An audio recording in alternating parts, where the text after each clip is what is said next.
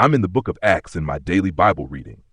Paul didn't plan to go to Athens. He was just waiting there, a layover, not a destination. All he was doing was biding time until Silas and Timothy could rejoin him. But for Paul, even a layover was an opportunity. Can you picture it? Athens, a city full of ideas.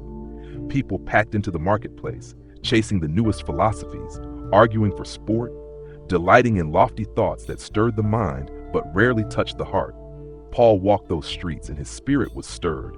He saw idols everywhere, altars on every corner, shrines to gods with names, shapes, and stories. A city devoted to worship, but blind to the one who alone is worthy. Like Isaiah said long ago, their land is filled with idols. They bow down to the work of their hands. Isaiah 2 verse 8. I imagine Paul shaking his head, heart heavy, grieved, and then something caught his eye. An altar, not gilded, not adorned. Just a plain inscription carved into stone, to the unknown God. There it was, his opening, his invitation to speak Jesus into a culture chasing everything but truth. Standing in the Areopagus, surrounded by men who prided themselves on their wisdom, Paul said, "What therefore you worship as unknown, this I proclaim to you." Acts 17:23. He told them of the God who made the world and everything in it. The God who doesn't live in temples made by human hands. The one who gives life and breath to all.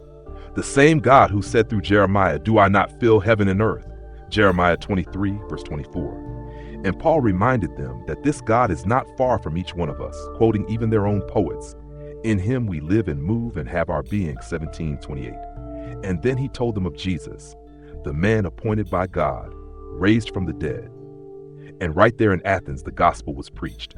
Some laughed, some believed. And from a moment that looked unplanned, a church was born. It makes me wonder, how many times do we miss the sacred because it wasn't scheduled? We sketch out our calendars and hold tight to our plans. But sometimes the interruption is the assignment. Like Proverbs reminds us, the heart of man plans his way, but the Lord establishes his steps.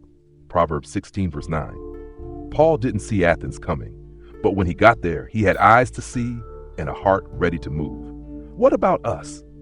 How many unknown gods do we walk past, people reaching, searching, wondering because we're just trying to get through the day? James says, if any of you lacks wisdom, let him ask God, who gives generously to all without reproach, and it will be given him. James 1 verse 5. Maybe that's our prayer today. Lord, give me eyes to see what you've placed in front of me. Give me wisdom to turn a layover into a mission field. Give me courage to speak Jesus right where I am. Because success in the kingdom isn't always about how well we execute the plans we made. Sometimes it's about how faithfully we respond when you interrupt them. Has God ever met you in a place you didn't plan to be? Have you ever watched him turn an ordinary moment or even a delay into something sacred?